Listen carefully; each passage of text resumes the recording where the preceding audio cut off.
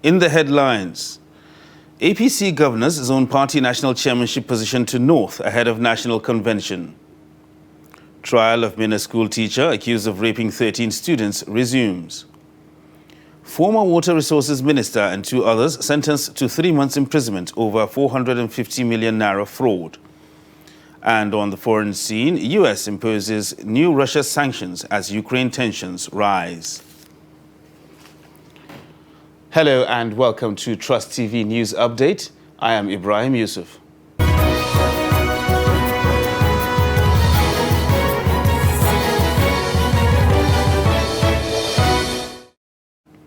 Now the news in full.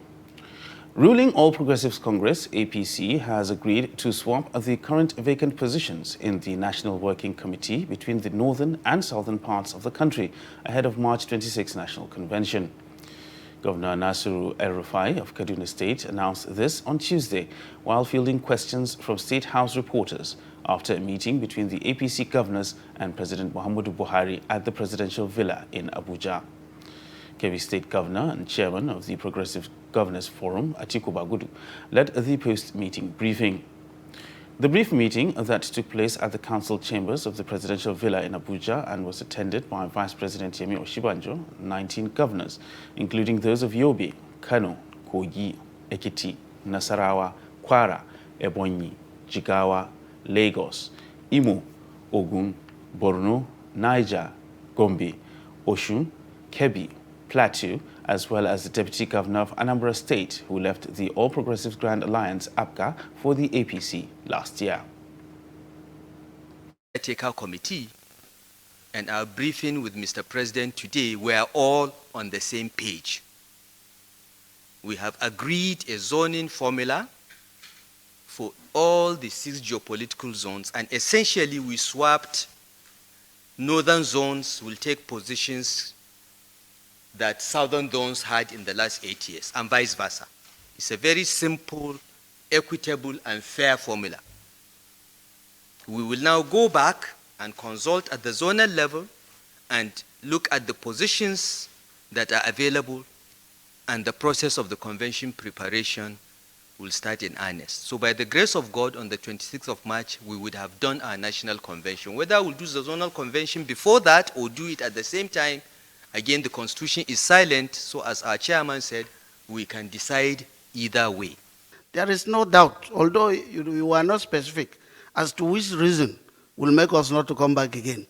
But as far as we are concerned, based on our assessment and based on what the federal government is doing tremendously, there is able hope that this party, this government will move beyond our president. And I think that is efforts, and that is what he has been saying, that by the grace of God, this government will move beyond his tenure.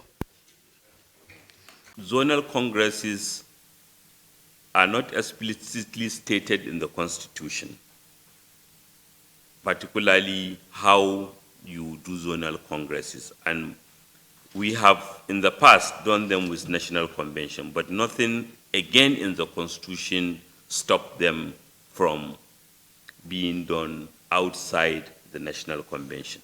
But the final form will be decided given the input we have provided. Our governors divided? Not at all. The 22 governors of the APC are united.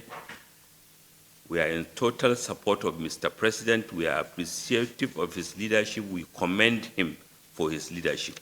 We are appreciative of the sacrifice of the National Caretaker and Extraordinary Convention Planning Committee, and we thank them for the successes recorded under them. Our party, like I said, is greater and stronger with more members by the day. Meanwhile, former Governor of Kano State and Minister of Defense, Rabiu Musa Kwankwaso, has joined forces with some of his associates to wrestle power from the ruling All Progressives Congress, APC, in the 2023 general elections. Speaking as the convener at the launch of the national movement, TNM, profiled to be the third force in the coming general elections, Kwankwaso, a member of the People's Democratic Party before now, blames corruption for the challenges in the country. He promised a Marshall Plan to tackle corruption and rescue Nigeria from its present problem, and pledged to hearken to the voice of the people and embark on restructuring of the country to give a sense of belonging to all facets of the country. Among those present at the launch of the TNM are former Minister of Sports Simon Dalung, Buba Galadima, Senator Grace Bent, and Elder Tankwea Kase, among others. And consistent with their threats, civil society groups on Tuesday converged on the nation's capital Abuja to demand immediate presidential assent to the reworked Electoral Act Amendment Bill to the executive arm of government. Trust TV's Shafiu Suleiman reports that the action, according to the group, is born out of fears that further delay in signing the bill could lead to unnecessary constitutional crisis. His report. A coalition of civil society groups, converge here on the Unity Fountain to press home the demand for President Muhammadu Buhari to assent to the Electoral Act Amendment Bill in the interest of Nigerians and in the interest of sanitizing the nation's electoral processes. They've been compelled, to converge here due to the delay in signing the bill by President Muhammadu Buhari. Let's get to hear from some of the leaders of the civil society organizations who have, converged here to, press home the demand for this very important assent by Mr. President. As we speak, he's still got about 7 days, yes, we know, but then we are here because there is something that connects to the election in 2023. One of the fundamental aspects of the bill is about the timeline of the election. Based on the current bill, INEC has 360 days to conduct the elections in 2023. If you count from today, February 22nd, to the next cycle of election, you will get 360 days. Our fear is that if the president doesn't assent to the bill today, we will jump into a crisis. INEC will jump into a crisis of most likely postponing the election. That is, should INEC want to go with the current bill? We want to believe that our president wants to leave a legacy for credible elections. So he does not have an option to be adamant. He does not have an option to fail. Because if he fails to sign this bill, he will be remembered as the president that killed electoral integrity. But if he passes this bill, he will be celebrated as the president that passed a law that enabled credible elections. And I think he wants to write his name in gold, not just for Nigeria, but for West Africa. That's one. The second part is we will keep engaging. We will deploy every means within the ambit of the law. We've done press conferences, we've lobbied, we've done advocacy. Today is a symbolic show coming to the Unity Fountain, which symbolizes our unity as a nation. Talking about the need to compel President Muhammadu Buhari to sign into law the amended Electoral Act bill. They said it's a symbolic show, to get the president do the needful. But then there is also a precedence. The president has jettisoned, a similar opportunity in the build-up to 2015 elections. Whether that will change is one thing Nigerians are waiting to see as we move towards the 2023 general elections. Shafiu Suleiman, Trust TV News. And now to judicial matters, where trial of a 48-year-old teacher in Niger State, Usman Galadima, standing trial for allegedly raping 14 pupils, has resumed with more witnesses testifying against the defendant. Usman Galadima, the assistant head teacher of Central Primary School, Karambondi, Borgu local government area of Niger State, is arraigned before Mina Magistrate Court 5 in August 2021 for allegedly raping and infecting 13 of his pupils with HIV/AIDS. Several witnesses, including the head teacher of the school, had earlier testified. The report. On Tuesday, the seventh witness, a 45-year-old teacher in the school and the secretary of 5-member disciplinary committee set up by Borgu Local Government Education Authority, Ahmed Yusuf Tanko, gives evidence. Tanko also told the court during the investigation by the committee chaired by one Muhammad Ibrahim, 4 of the pupils told the panel they were raped by the accused. He said one of the pupils told the committee that the assistant head teacher had asked her on several occasions to come to school and used the opportunity to have intercourse with her. He said 5 of the pupils told the committee that Galadima only touched their body but did not have carnal knowledge of them.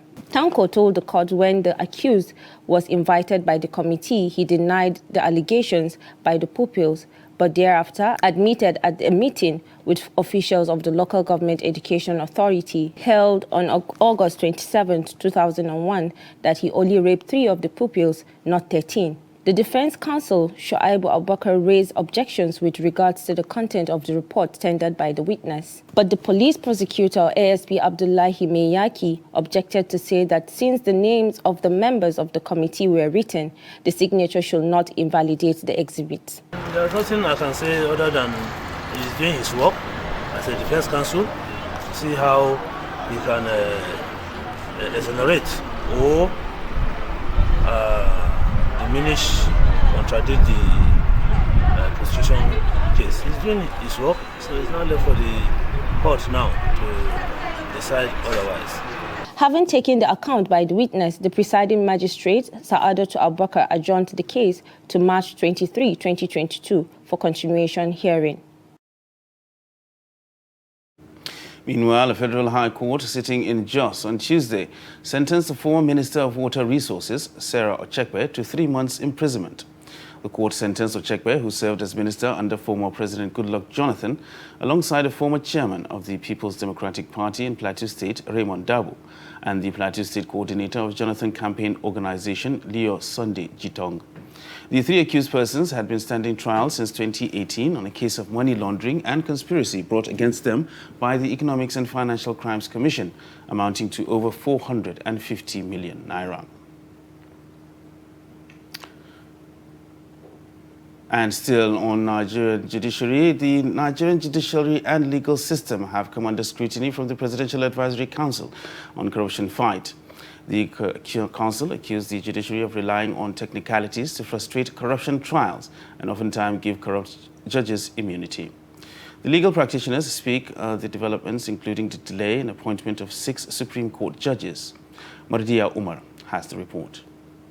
Complaints about Nigeria's judicial system and insider dealings in the appointment process, competence of persons appointed as judicial officers, and a host of other complaints abound, not only within the legal profession, but without. A couple of home truths. One was the need to review the appointment process of judges, because judges are only as good as you can get. And if the appointment method is bad, then you get bad judges. So I think that was a critical point. The second point that came out, which was strongly made by the Attorney General Federation, which I support, is that the judiciary is always complaining about lack of money, which is true, but they don't also tell us what it is that they have and how they use it. And therefore the issue of accountability was raised, which is very important. The delay in appointment of Supreme Court judges, some lawyers say, has untold effect on the administration of justice in Nigeria. I understand that there was a recent publication or a request from the Chief Justice of Nigeria asking the Nigerian Bar Association to nominate persons who are qualified to serve as justices of the Supreme Court. This would actually be the first time this would happen in recent times. And I think it's a very welcome development. And in those days, people will say, you know, at least you have your day in court, with the expectation that redress will come, you know, and corruption tends to whittle away confidence in the judiciary. But what I would say to that with regards to the appointment of justices is that and I think this sentiment has been echoed by the president of the Nigerian Bar Association, that transparency helps to breed confidence. Everything, you know, sunlight puts everything in proper perspective. The chairman of the Intellectual Property Lawyers in Abuja also speaks about alleged corruption in the selection process of judicial officers. You're watching Trust TV News Update. Coming up after the break, row over adulterated fuel importation. This and more after the break. Do stay with us.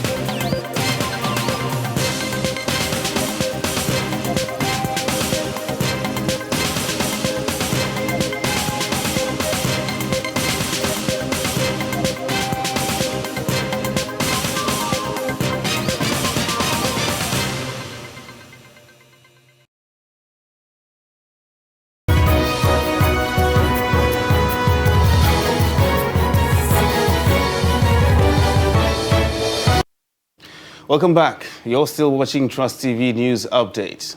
Now look at some of our top stories.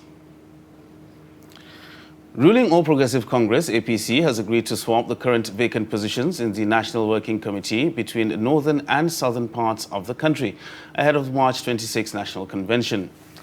And the case of 48-year-old teacher in Niger State who is standing trial for allegedly having carnal knowledge of 13 pupils of his school has been adjourned to March 23, 2022 for continuation. And in other news, there has been a fire outbreak at the Ministry of Finance building in the Federal Capital Territory, Abuja. Black smoke was seen billowing from a part of the building, which is located at the Central Business District, Abuja, on Wednesday. It is not yet certain what led to the fire, but according to reports, the fire started at about 6:15 a.m. with officials of the ministry swinging into action to put out the fire. We'll bring you more details in our subsequent bulletins. In other news, Nigeria Center for Disease Control, NCDC, says it's recorded 27 cases of COVID-19 in 4 states in the Federal Capital Territory. A breakdown of the infections shows that Lagos logged 12 cases of COVID-19, followed by the FCT with 8 and Katsina with 5. Kano and Rivers recorded 1 case each. The NCDC data shows that 53 persons were discharged after they recovered from the infection. There were no fatalities on Tuesday. With the new infections, Nigeria now has a total of 254,352 cases, 230,846 recoveries, and 3,142 fatalities. Still on the COVID-19 pandemic, the federal government says 2 doses of COVID-19 vaccines is slowing down its strategy put in place to achieve large vaccination coverage due to some adverse events following immunization after taking the first dose. It is said a strategy with the acronym SCALES, which stands for Service Delivery, Communication, Accountability, Logistics, Electronic Reporting and Supportive Supervision for the ongoing COVID-19 vaccination, introduced in November 2021 by the National Primary Healthcare Development Agency to rapidly ramp up COVID-19 vaccination coverage by expanding access to COVID-19 vaccines outside the health facility. Trust TV's Aisha Salio now reports. The launch of Service Delivery, Communication, Accountability, Logistics, Electronic Reporting and Supportive Supervision, Scales 2.0 for the ongoing COVID-19 vaccination, which was organized by the National Primary Healthcare Development Agency in collaboration with the Federal Ministry of Health and its partners, was themed One-Shot COVID-19 Vaccine for Everyone to reach the nationwide vaccination coverage. We recognize that Nigeria has done some good work vaccinating on average about 200,000 persons each day. But we know we have much work to be done to get us to 600,000 people each day. But what is important here today is that by June 30th, we have a real opportunity to reach 70% of the eligible population or reach another 50 million Nigerians with COVID-19 vaccines now that we have a good supply, which was not the case in 2021. The Minister of Health, Ehanire Osagye, during the keynote address said it has become imperative that the government launches the Scales 2.0 strategy, which entails the integration of COVID-19 vaccination with childhood routine immunization for eligible adults 18 years and above and children 0 to 2 years respectively, as proportion of fully vaccinated Nigerians is still very low, partly because Nigeria has been using 2-dose vaccines. Now, we have a unique opportunity to leverage on the SCALE strategy using COVID-19 vaccination structures and resources, and also improve routine immunization coverage with improved efficiency and reduced duplication of efforts by healthcare workers. So combining these SCALES and routine immunization will bring benefits. Speaking at the event, the Executive Director of the National Primary Healthcare Development Agency, Faisal Shoaib, noted that the strategy is leveraging mass vaccination, outreach services and mobile services with adequate stock of over 30 million Johnson & Johnson vaccine. The single-shot vaccine for everyone, the Johnson & Johnson vaccine, we understand very clearly that one of the reasons why there's a gap between our first and second doses is because people experience COVID-19 as adverse events following COVID-19 vaccination. Although these adverse events are largely mild, we know that the opportunity to have that single shot, not only in the hardest to reach areas, but everybody having access to one single shot, will definitely increase our coverage for COVID-19 vaccination. The Scales 2.0 strategy on the Johnson & Johnson rollout and the vaccination site finder are great opportunities for Nigeria to ramp up COVID-19 vaccine coverage and reinvigorate routine immunization uptake. Aisha Salihu, Trust TV News, Abuja. And a consortium of oil and gas companies have all absolved themselves from allegations of importing adulterated fuel into the country. The oil marketers made this admission during an investigative hearing by the House Committee on Petroleum Downstream, charged to identify roles played by those companies responsible for importing adulterated fuel into the country. The report.